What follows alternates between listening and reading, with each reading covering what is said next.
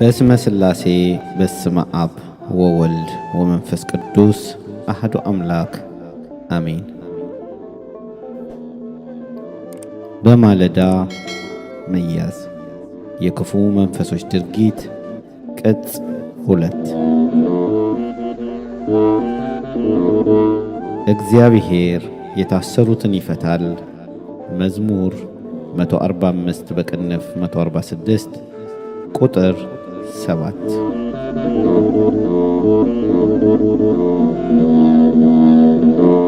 በማለዳ መያዝ ተጻፈ በአባታችን በመልአከ መንከራት ግርማ ወንድሙ። ክፍል 6 የስግደት ኃይልና የአምልኮት ጅማሬ። ልንሰግድለት መጥተናል። የማቴዎስ ወንጌል ምዕራፍ 2 ከቁጥር 1 እስከ 2። የአዲስ ኪዳን የአምልኮት ጅማሬ በጌታ መወለድ በድንግል ማርያም እቅፍ ውስጥ ለቤተልሔሙ ሕፃን ለኢየሱስ ክርስቶስ ነው። የሰብአ ሰገል የስግደት ኃይል የአበው አባቶችና የነቢያት ቃል ፍጻሜ ማሳያ ብቻ ሳይሆን የነገውን የሰው ልጆችን በረከትና እርግማን የሚያሳይና የራእይ እውነታዎችን የመግለጥ ቃል ኪዳን ትርጉም ማንጸባረቂያ ነው። የስግደት ኃይል ውስጥ የቃል ኪዳን ጥማት ለማርካት በፍቅርና ከነፍሱ የውስጥ ፍላጎት መንጭቆ ሄሮድስና የመሰሪ ምኞቱን አልፎ በጌታ ፊት የሚከፈል የተስፋው ኪዳን ልዩ ዋጋ ነው። የሚሰግዱለትን ሕፃን በኮከብ ብርሃን እየተመሩ ማግኘታቸው የአባቶችን የራእይ ብርሃን መጠበቅና መገለጥ መቻሉን ማሳያ ከመሆኑም በላይ የተደበቁት የሄሮድስ የጥፋት ምስጢሮች በግልጽ እንዲታወቁና የእምነት ኃይል በስግደት አምልኮ እንዲታይ ታላቅ የአዲስ ኪዳን ምስጢር ማንጸባረቂያ እንዲሆንም ከማድረጉ በላይ የቅድስና ጅማሬ በጌታ በኢየሱስ ክርስቶስ ልደት ፊት የተገለጠ እውነት እንዲሆን የሰብአ ሰገል አምልኮት አርአያ በመሆን አግዞናል። ገጸ በረከትና አምልኮት ትሕትናን፣ ፍቅርን፣ ሕይወትን፣ ተስፋን እና ታሪክን የሚያድስ የህሊና እረፍት የሚያሰጥ ሰላም አለው። ሰብአ ሰገል ከአምልኮትና ከገጸ በረከት ስጦታ በኋላ ከክፉና ከመሰሪው ሰው ከሄሮድስ ጥቃት ድነዋል። በሰላም ወደ አገራቸው በአምልኮት ጸጋ ገብተዋል።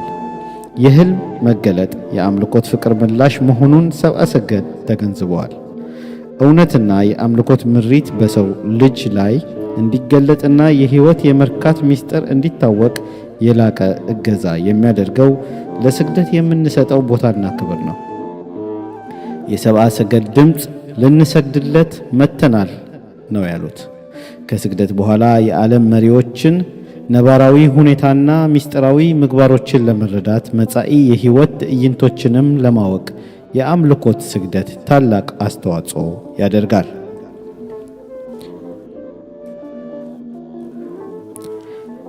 ሀ በሄሮድስ ግብዣ ያልተገዛ ፍቅርና የእግዚአብሔር ሌላው መንገድ። ሄሮድሳውያን በክብርና በግብዣ ብዙ መንፈሳውያንን አስጥመዋል፣ ሰልለዋል፣ አዋርደዋል። ሰብአ ሰገል ግን በንጉሡ ግብዣ አልተማረኩም። ከያዙት ከአባቶቻቸው የተስፋ ዓላማና ካዩት ከሚመራቸው ኮከባዊ ብርሃን ፍለጋ አልተዛነፉም። ይልቁንም ከቤተ መንግሥት ወጥተው ኮከቡን ለመፈለግ ዓይናቸውን አቅንተዋል። ወደ አምልኮት የሚወስደው መንገዳቸው የሄሮድስን ቤተ መንግሥትና ምግብ እንዲተዉት እና ጥለውትም እንዲሄዱ አስገድዷቸዋል። ሰው በእንጀራ ብቻ አይኖርም ከእግዚአብሔር አፍ በሚወጣ ቃል እንጂ ተብሎ ተጽፏል ይላል ሉቃስ 4 ቁጥር 4 ላይ።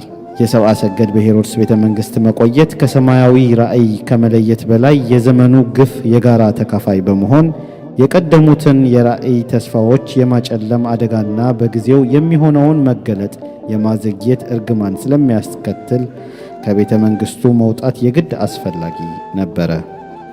ምክንያቱም የትውልድን ተስፋና የስጦታ በየጊዜው ወደ ፍጻሜ እንዳይመጣ ስለሚያደርግ የጌታን የመገለጥና የተስፋውን የመዳን መንገድ አለመረዳትን ስለሚያስከትል ክፉ መንፈስና ጊዜ ለሚፈጥረው ችግር ሰብአዊ ፍጡር ተጋላጭ ይሆናል።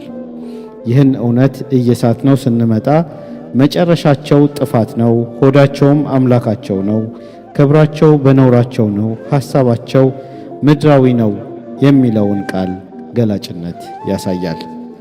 በፊልጵስዩስ 3:19 የምናገኘው ሰብአ ሰገል ልባቸውና ሳጥናቸው አንድ ሆኖ እግዚአብሔርን አመለከ። ከዚህ በኋላ ወደ ሄሮድስ አይመለሱም። እንዲህ የሚል ቃል ታገኛላችሁ በማቴዎስ ወንጌል ምዕራፍ 2 ቁጥር 12 ላይ ወደ ሄሮድስም እንዳይመለሱ በሕልም ተረድተው በሌላ መንገድ ወደ አገራቸው ሄዱ ይላል። በጥንቃቄ መርምሩና እሰግድለታለሁ ያለው የሄሮድስ ውሸት የተገለጠላቸው እዚህ ላይ ነበረ። እነሱም ስለ ሄሮድስ በሕልም ያሳያቸውን ተረድተው በሌላ መንገድ ወደ አገራቸው ሄዱ። አንተ ክርስቲያን ሆይ አስተውል። በቆረቆዘ ጊዜና ዘመን ተወለድ። የርዕዮተ ዓለም ሰዎች ግራ አጋብተው ሁሉንም ነገር የእጦት በረሃ ላይ የጣሉህ ሰዎች አሉ ብለህ ስትከተላቸው በእሾህና በኩርንችት መንገድ ላይ ሲመሩህ ሰቀቀንና የልብ ስብራት የጎዳህ ረጋ ብለህና አስተውል። በስግደት ጌታህን አምልክ። ከዚህም በኋላ ጌታህ ለአንተ ሌላ መንገድ አለው። ወደ ሄሮድስ አትመለስም። አንዳንዴ ስለማናገናዝበው ነው እንጂ እግዚአብሔር በሕልም ብዙ የሚናገረው ነገር አለ። ሆኖም ግን በመንፈሳዊ ተስፋና ራእይ ውስጥ ስለሌለን መረጃዎቻችን በቀና መንገድ የተተረጎሙ አይደሉም። እነርሱ ግን በሕልም ተረድተው በሌላ መንገድ ተመለሱ። የጌታ ልደት ለእኛ ሌላ መንገድ አለው። ለሀገራችን፣ ለሕዝባችን፣ ለትውልዳችን እግዚአብሔር ቀና መንገድ አለው። ዛሬ ዓለምን የተቆጣጠረው የአጥንትና የራስ ቅል አጥም አምልኮት የተጠናወታቸው የውጭ ሰዎች በተለይ የነጮቹን መንፈስ ማለፍ የምንችለው በሌላ ቀና መንገድ መሄድ ስንችል ነው። ለአምልኮትና ለምስጋና ጊዜና ሰዓት ሳንቆጥብ ወደ አምላክ ስንጮህና የእግዚአብሔርን መንገድ ስንከተል ከዚህ ከክፉ መንፈስ ማምለጥ የምንችልበትን ሌላ የእግዚአብሔር መንገድ እናገኛለን። በማቴዎስ ወንጌል ምዕራፍ 2 ከቁጥር 13 እስከ 23 ላይ የልዑል እግዚአብሔር ቃል እንዲህ ብሎ ይነግረናል። እነርሱም ከሄዱ በኋላ እነሆ የጌታ መልአክ በሕልም ለዮሴፍ ታይቶ ሄሮድስ ሕፃኑን ሊገለው ይፈልገዋልና ተነሳ፣ ሕፃኑንና እናቱንም ይዘህ ወደ ግብፅ ሽሽ፣ እስክነግርህም ድረስ በዚያ ተቀመጥ አለው።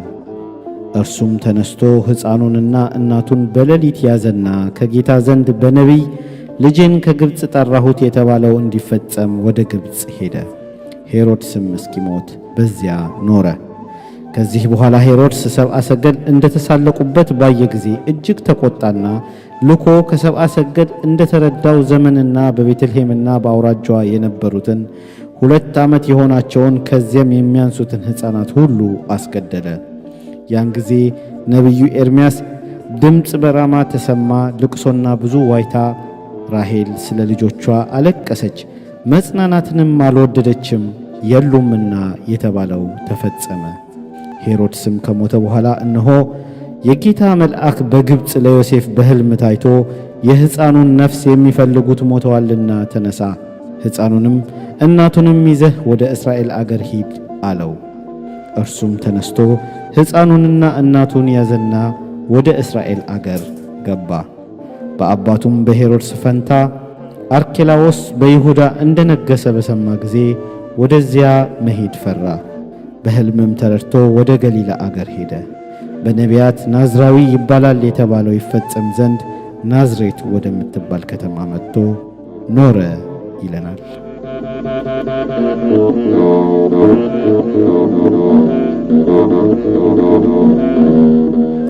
የወንዝ ዳር ልደት። የእግዚአብሔር ልጆች ልደት በውሃና በመንፈስ ቅዱስ በመጠመቅ ጥንት በወንዝ ዳር የተጀመረውን የክፉ መንፈስ ልጆች ድርጊት በእግዚአብሔር የልጅነት ጸጋ የዳግም ልደት ቅድስና ተክቶታል። ይህ ልደት በእግዚአብሔር በጎ ፈቃድ የተከናወነ የዘላለም የሕይወት ልደት ነው። የዚህም ልደት ማኅተም የተሰጠን በዮርዳኖስ ወንዝ ጌታችን ኢየሱስ ክርስቶስ በኢደ ዮሐንስ የፈጸመልን የጥምቀት ልደት ነው። ያን ጊዜ ኢየሱስ በዮሐንስ ሊጠመቅ ከገሊላ ወደ ዮርዳኖስ መጣ። ዮሐንስ ግን እኔ በአንተ ልጠመቅ ያስፈልገኛል፣ አንተም ወደ እኔ ትመጣለህን ብሎ ይከለክለው ነበረ።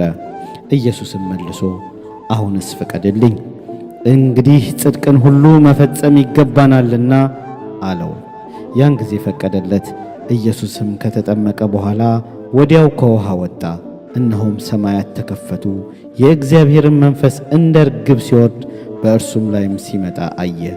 እነሆም ድምፅ ከሰማያት መጥቶ በእርሱ ደስ የሚለኝ የምወደው ልጄ ይህ ነው አለ። የማቴዎስ ወንጌል ምዕራፍ 3 ከቁጥር 13 እስከ 17። ዮርዳኖስ ወንዝ። በነጻነት ልንኖር ክርስቶስ ነጻነት አወጣን። ገላትያ ምዕራፍ 5 ቁጥር 1። ሀ ዮርዳኖስ ፍቅር ነው። የሁሉ ፈጣሪና ጌታ ለመጠመቅ ወደ ዮሐንስ መጣ። ዮሐንስም አጥምቀኝ አለው። ዮርዳኖስንም አፈቀረ። የፍቅርና የጽድቅ ልጆች እንሆን ዘንድ ዝቅ ብሎ ራሱን ለዮሐንስና ለዮርዳኖስ ውሃ ሰጠ። ዮርዳኖስ የጽድቅ መፈጸሚያ ወንዝ ነው። የዲያብሎስ አገዛዝና የዕዳ ደብዳቤያችን በጌታችን ጥምቀት ተሻረ። የኃጢአትና የአመፃ ውርስ ተደመሰሰ። ክርስቶስ ያጣነውን ጽድቅ መለሰልን። ሐመሮሃ ዮርዳኖስ ሰማይ የተከፈተበት ወንዝ ነው። ሰማያት በመከፈት የሰው ልጅ ለሆነው አምላክ ክብራቸውን ሲገልጡ ዮርዳኖስ በተከፈተ ሰማይ ተባርኳል። የጥምቀት ልጆችንም በተከፈተ ሰማይ ተስፋ ውስጥ እንዲኖሩ የራእይና የመንፈሳዊ ኃይል እንዲገለጥም ታላቅ ዕድል አገኙ። ስለዚህ ዮርዳኖስ በተከፈተ ሰማይ እይታ ውስጥ እንድትኖር በር የከፈተ ወንዝ ሆኗል። አንተ ሰው በጥምቀት ያገኘኸውን ልጅነት በተከፈተ ሰማይ በዮርዳኖስ በኩል የተቀበልክ መሆኑን አትርሳ። ምንም እንኳን የዲያብሎስና የአገልጋዮቹ ጠላትነት ኃይል አለን ብለው ቢፎክሩ ቢደነፉና ቢዝቱብህ በተከፈተ ሰማይ ውስጥ ዕድልህ ስላለ ማንም ጉልበተኛ አይቋቋምህም። በተከፈተ ሰማይ ውስጥ በሚቆጣጠረው ኃያል ኃይል እይታ አቅመቢስ ይሆናሉ። መንፈስ ቅዱስ በእርግብ አምሳል የወረደበትና የታየበት ወንዝ። ሁሉን የሚያስተምር፣ የሚያነጽ፣ የሚያነጻ፣ የሚመክር፣ የሚፈውስ፣ የሚያድንና የሚገስጽ መንፈስ ቅዱስ በዮርዳኖስ ተገለጠ። ውስጥን የሚያረካ የሚቀድስና የሚያነጻ መገለጥን የሚያሳይ የውስጥ ብርሃን ለጥምቀት ልጆች ሁሉ ይሆን ዘንድ በዮርዳኖስ መንፈስ ቅዱስን ተቀበልን። በዚህ ኃይል አሕዛብንና የአሕዛብን ትውልድ እናንጽ ዘንድ ሕይወት ሆነን። ዮርዳኖስ የእግዚአብሔርን ድምፅ የምትሰማበት ነው። ሰው ዘመን፣ ጊዜ፣ ገንዘብና ክፉ መንፈስ ኃጢአትም ሁሉ ቢፈትኑ ለአንተ ለብቸኛው ሰው በተከፈተ ሰማይ እግዚአብሔር ድምፁን ያሰማሃል፣ በፍቅሩም ይጠራሃል። ከሰውና ከጊዜ ድምፅ የሚበልጥ ድምፅ በፍቅር ትሰማለህ። ይህ ድምፅ ከዮርዳኖስ የተቀበልከው ዓለምን ሁሉ የሚያሸንፍ ድምፅ ነው። ዮርዳኖስ የእግዚአብሔርን ደስታና የአንተ ልጅነት የተረጋገጠበት ወንዝ ነው። እርግማንህ ተሽሮ የኃጢአትና የዲያብሎስ ገዥነት ተቋርጦ በስርየት መንገድ አልፈህ በእግዚአብሔር ደስታ ውስጥ እንድትኖር እግዚአብሔር በዮርዳኖስ እንዲህ ብሎሃል፣ በእርሱ ደስ የሚለኝ የምወደው ልጄ ይህ ነው። የማቴዎስ ወንጌል ምዕራፍ 3 ቁጥር 17 ላይ አየህ፣ ፍቅር ሰማህ፣ ደስታ። ይህ ድምፅ የጋዜጠኛ የራዲዮና የቴሌቪዥን ድምፅ አይደለም። የአርቲስቶች ድምፅ ወይም የሥጋ መሪዎችም ድምፅም አይደለም። ይህ ድምፅ አንተን የፈጠረህ አንተን የወደደህና የፈለገህ የአምላክህ ድምፅ ነው። ሰውን በጆሮ ትሰማዋለህ። ይህን ድምፅ ግን በህሊናህ በልብህና በአእምሮህ ትሰማዋለህ። ከዚህ በኋላ እንደ ድንግል ማርያም እንዲህ እያልክ ትዘምራለህ። ነፍሴ ጌታን ታከብረዋለች፣ መንፈሴም በአምላኬ በመድኃኒቴ ሐሴት ታደርጋለች። ሉቃስ 1 ቁጥር 47 ላይ። ዮርዳኖስ ወንዝ ነፃ የመሆናችን ምልክት ነው። ዛሬ ያጣኸውን የነፍስ ደስታንና ሐሴትን ነው። የወንዝ ዳር የእርግማን ልጆች የት እንደደረሱ አስተውል። ዛሬ በዮርዳኖስ ወንዝ በክርስቶስ የልጅነት ስጦታ ውስጥ ከማያልቀው የምህረት ቸርነት ጸጋ፣ ሞገስና ሰላም ውስጥ በእግዚአብሔር ፍቅር ነፃነት እየዋኘን ነው። አንተስ ዮርዳኖስ ወንዝ ዳር ቆመሃልን?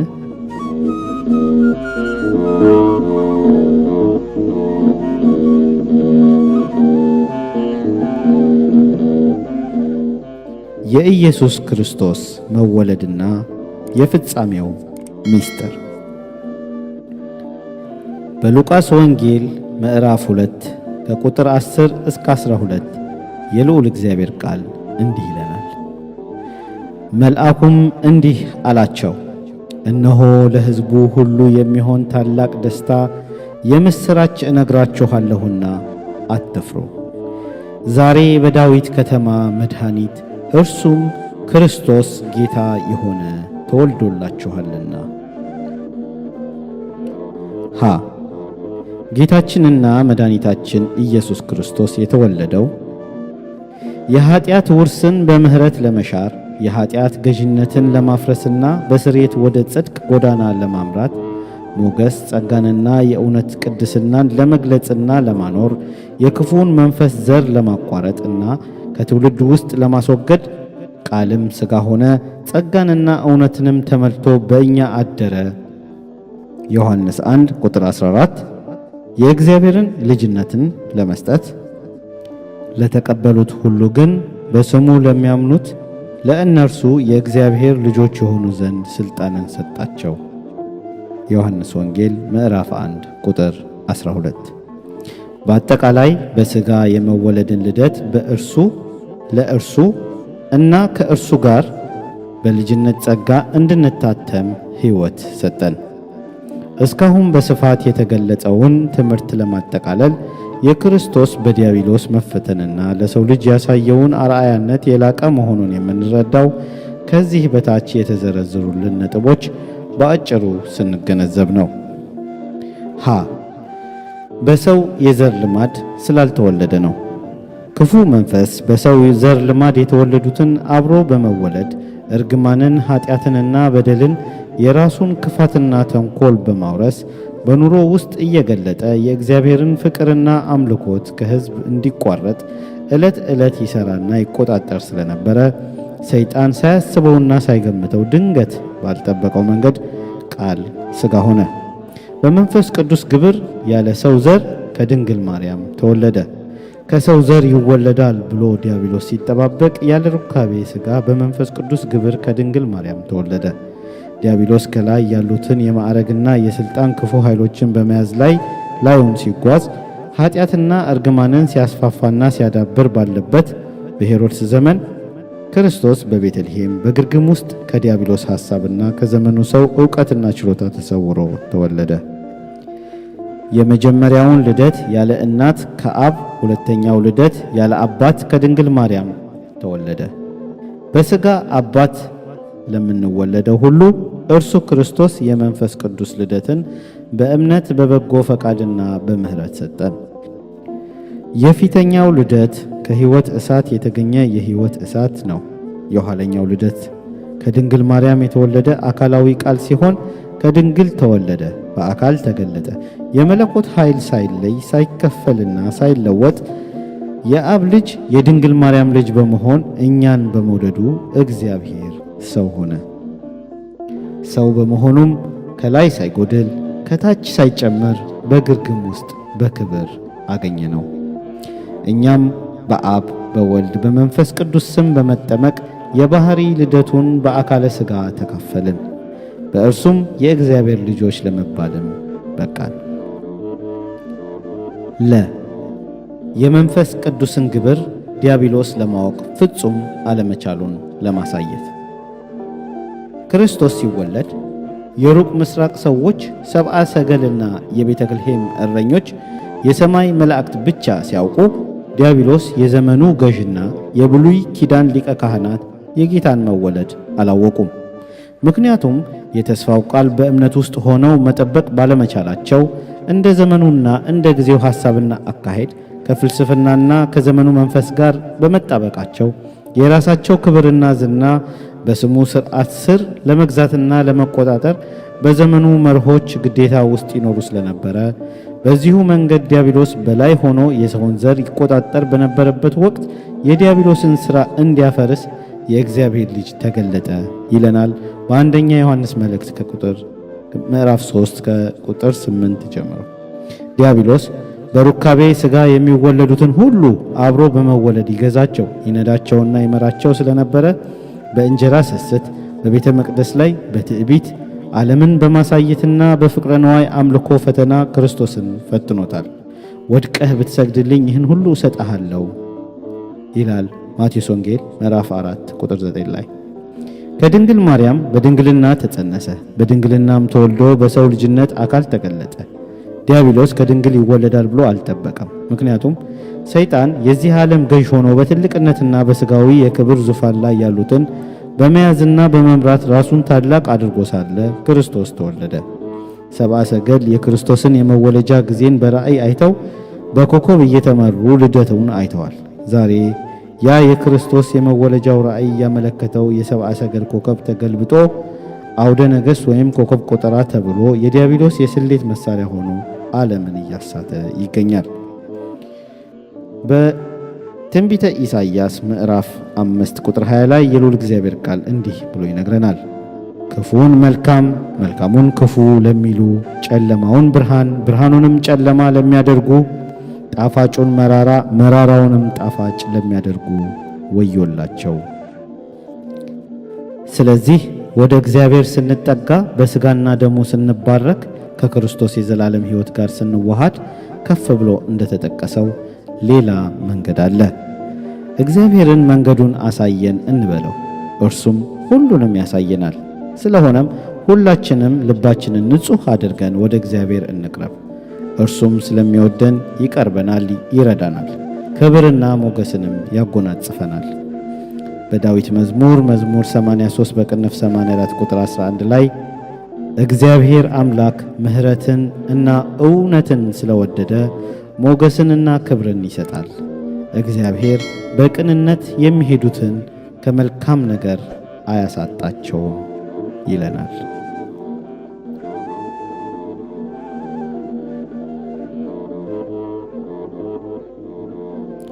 የእግዚአብሔር ተስፋ በንስሐና በቅዱስ ቁርባን ተስፋ ውስጥ በክርስቶስ የአሸናፊነት ኃይልና ሥልጣን ተሰጥቶናል። በዚሁ ሁሉ ግን በወደደን በእርሱ ከአሸናፊዎች እንበልጣለን። የሮሜ መልእክት ምዕራፍ 8 ቁጥር 37። ነገር ግን በጌታችን በኢየሱስ ክርስቶስ በኩል ድል መንሳትን ለሚሰጠን ለእግዚአብሔር ምስጋና ይሁን። አንደኛ ቆሮንቶስ ምዕራፍ 15 ቁጥር 57። ነገር ግን በክርስቶስ ሁል ጊዜ ድል በመንሳቱ ለሚያዞረን በእኛም በየስፍራው ሁሉ የእውቀቱን ሽታ ለሚገልጥ ለአምላክ ምስጋና ይሁን። ሁለተኛ ቆሮንቶስ ምዕራፍ 2 ቁጥር 14።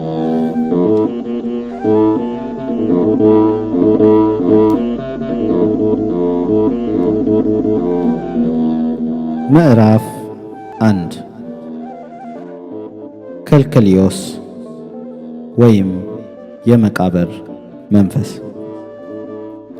በእነዚያ አሕዛብ መካከል ዕረፍት አታገኝም፣ ለእግርህም ጫማ ማረፊያ አይሆንም። በዚህም እግዚአብሔር ተንቀጥቃጭ ልብ፣ ፈዛዛ ዓይን፣ ደካማ ነፍስ ያመጣብሃል። ኦሪት ዘዳግም ምዕራፍ 28 ቁጥር 65።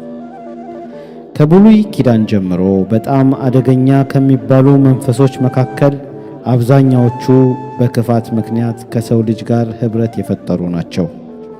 ከእነዚህም ውስጥ አንዱና የሚብሰው በዕብራይስጥ ቋንቋ ካልኪላዩን ማለት በአማርኛችን ትርጉሙ ሁሉንም ማጥፋት፣ መደምሰስ፣ እንዳልነበረ ማድረግ ማለት ነው። በእኛ አባባል ከልከልዮስ ይባላል። ይህም አደገኛ ጠላትና የጨለማ የመቃብር መንፈስ ነው። ከላይ እንደተጠቀሰው ይህ የመቃብር መንፈስ በኃጢአትና በክፋት ምክንያት ሰዎች ሕይወት ውስጥ የገባ የዲያብሎስን የጥፋት ስልት የሚያከናውንና የሚመራ ውድቀቶችን በየጊዜው በየዘመኑ ለሰው ልጅ የሚሰጥ የኃጢአትን ኃይልና የእርግማንን ጉዳት ከሚያሰፋ የመናፍስቱ አንዱ ክፍል ነው። በመጽሐፈ ሄኖክ እንዲህ አይነቱ የመናፍስት አገዛዝ እንዳለ ይናገራል። ከልከልዮስ ካሉትና ከሚብሱት ክፉ መናፍስት ዋነኛ ነው የተባለበት ምክንያት አያያዙ፣ ተግባሩም ሆነ አፈጻጸሙ እጅግ በሚያስገርም ሁኔታ በሰው ልጆች ሕይወት ውስጥ በፍጥነት ወደ ልብ ውስጥ ዘልቆ በመግባት በከፍተኛ ጫና መቆራኘት መቻሉ ነው። የአጽምና የራስ ቅል አካልን የሚወክለው የዚህ መንፈስ ዋነኛ ተግባር በመቃብር አዚም ሌሎችን ጸጥና ዝም በማድረግ ላይ የተመሰረተ ሲሆን ሰዎችን እንደ መቃብር ስፍራ አስፈሪ ጸጥታንና የከበደ ገጽታን በማላበስ ሕሊናን፣ ልቦናንና አእምሮን ወዘተ በአጠቃላይ ውስጣዊ የሆነውን የሕይወታችንን ክፍል አጥብቆ በመያዝ በማፍዘዝ በማደንዘዝና በማደንገዝ በጨለመ ኑሮ ውስጥ መምራት ነው።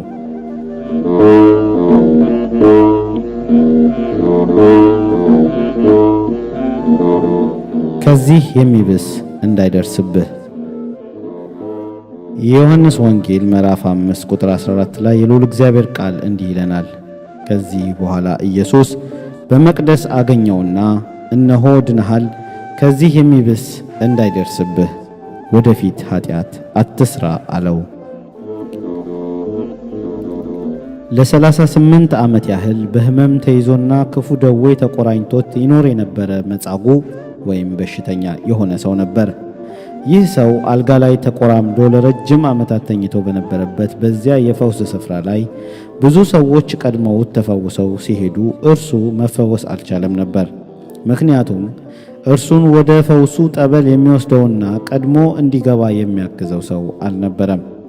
ነገር ግን ኢየሱስ ክርስቶስ በመጣ ጊዜ ልትድን ትወዳለህን ብሎ ሲጠይቀው መጻጉዕ ሰው የለኝም ጌታ ሆይ ሲል መለሰለት። ከዚያም ኢየሱስ ክርስቶስ ሰው ሆኖ አዳነው። አልጋህንም ተሸክመህ ተመላለስ አለው። የደህንነት ጸጋ ሞገስ ደረሰው። ዳነ፣ ተፈወሰ። ቅዱስ ቃሉ አንተን ተስፋ የሚያደርጉ አያፍሩም ይላል በመዝሙር 24 በቅንፍ 25 ቁጥር 3 ላይ። የሚብስ እንዳያገኝህ ማለት ምን ማለት ነው? ሰዎች ስለ ኃጢአት ያላቸው ግንዛቤ ደካማ እየሆነ በመጣበት ዘመን ቢኖር አሁን እኛ ያለንበት ዘመን ነው። መስረቅ፣ ማታለል፣ መዋሸት፣ መቀማት፣ መንጠቅ ወዘተ እንደ አንድ ትልቅ በደልና ኃጢአት የሚቆጠር ሳይሆን እንደ ሥራ አድርገው እንዲቆጥሩት ክፉ መንፈስ በሕሊናቸው ውስጥ ይነግራቸዋል። ሌሎችንም ግፍና ተንኮሎች ለኑሯቸው አስፈላጊ እንደሆኑ አድርጎ ለውስጣቸው ይገልጽላቸዋል። በመንፈሳዊ ሆነ በዓለማዊ ውስጥ ያሉ ሰዎች የኃጢአት ኃይል ምን አይነት ትውልድ ሊያፈራ እንደሚችል ለማገናዘብ ጊዜውንና ዕውቀቱን አላገኘንም ወይም ትኩረት ልንሰጠው አልፈለግንም። ይህ በራሱ ሌላ ትልቅ የሆነ ክፉ ውድቀትን በማስከተል በዲያብሎስ በኩል ያሉትን የክፉ መንፈስ አገዛዝን የበለጠ እንዳጠናከረ ያስገነዝበናል። የሚብስ ጊዜ፣ የሚብስ ቀን፣ ዘመን፣ ትውልድ፣ የሚብስ የጥፋትና የተንኮል ጥበብ እንደገና እየሰፋ እንደሚመጣ መጽሐፍ ቅዱስ ይነግረናል። በትንቢተ ሚልክያስ ምዕራፍ 4 ቁጥር 1 ላይ እነሆ እንደ ምድጃ እሳት የሚነድ ቀን ይመጣል፣ ትዕቢተኞችና ኃጢአትን የሚሰሩ ሁሉ ገለባ ይሆናሉ፣ የሚመጣውም ቀን ያቃጥላቸዋል፣ ስርንና ቅርንጫፍንም አይተውላቸውም ይለናል። የሚብስ የውርደት ጊዜ፣ የጭንቀትና የመከራ ጊዜያት ከሚብስ ክፉ ትውልዶች ጋር አብረው ሊመጡ እንደሚችሉ ቃሉ በእርግጠኝነት ማሳያ ነው። ሰዎች ካሉባቸው መሠረታዊ ጠላቶች መካከል ዋና ዋናዎቹ ኃጢአት፣ ሰይጣንና ራሱ ሰው ነው። እነዚህም እርስ በራሳቸው ተያይዘው ተደጋግፈውና ተጠላልፈው ለዘመናት ጊዜና ዘመናቸውን ወደሚጨርሱበት አቅጣጫ ሊያመሩ የሚችሉ ውድቀትን የሚያፋጥኑ ጥሩ ታሪኮችን የሚያጎድፉና የሚያጣምሙ በክፉ መናፍስት እጅ ውስጥ በመውደቅ የኃጢአትንና የጨለማን ጊዜ የሚያባብሱበትን ሁኔታ የሚያሳይ ነው። ስለዚህም በሚብስ ክፉ ሁኔታ ውስጥ መገኘታችን እና በክፉ መናፍስት ቀጥተኛ ጥቃት ላይ መውደቃችን እሙን ነው። መጽሐፍ ቅዱስ በብዙ ቦታዎች ላይ ይህ የጥፋት መንፈስ የሰው ልጆችን እንዳይገዛ ማስጠንቀቂያ ሰጥቷል። መንፈሱ ሰዎችን ከፋፍሎ የሚይዝ እና እጅግ በጣም አደገኛ በሆነ ሁኔታ የሰውን ልጅ ልብ የሚማርክ ስለሆነ እንዲህ አይነቱ የክፉ መናፍስት አገዛዝ በሰው ልጅ ኑሮ ውስጥ ዘልቆ እንዳይገባ በእምነት ሊኖረን የሚገባውን ጥንካሬ ሁሉ እግዚአብሔር አምላክ ለብዙዎቹ መንፈሳዊ ሰው መሪዎች ገልጧል። ለምሳሌ በመጽሐፍ ኢያሱ በምዕራፍ 1 ላይ ወደ ቀኝም ወደ ግራም አትበል ይላል። ደግሞ በፈጣሪህ በአምላክህ ጸንተህ ቁም፣ አይዞህ፣ በርታ፣ ጽና በማለትም ይናገራል። መጽሐፈ ኢያሱ ምዕራፍ 1 ቁጥር 7 ላይ ይህ ከእግዚአብሔር ላለመለየት የምናደርገው መንፈሳዊ ጉዞ በኢያሱ ይገለጥ እንጂ ማንኛውም የህብረተሰብ ክፍል ይህንን ቃልና ተስፋ ይዞ ሊሄድበትና ሊተገብረው የሚገባ እውነታ ነው። ታዲያ ከዚህ ዞር ስንል እንዲህ አይነቱ የክፉ መናፍስት ጥቃት ያገኘናል። ወደ መቃብሩ መንፈስ ስንመለስ ከልከሊዮስ ብዙ ጊዜ በእስራኤላውያን ዘንድ የሚታወቅ የእርግማን መንፈስ ጥበብ ነው።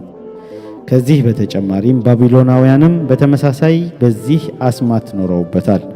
በአህጉራችንም ዛሬ ይህንን የመቃብር መንፈስ በሱዳን፣ በናይጄሪያና በደቡብ አፍሪካ ወዘተ በሌሎችም የአፍሪካ አካባቢዎች የሚገኙ ብዙ ሰዎች የዚህን መንፈስ ኃይል ለአዚምነትና ለአፍስ አደንግዝነት ይጠቀሙበታል።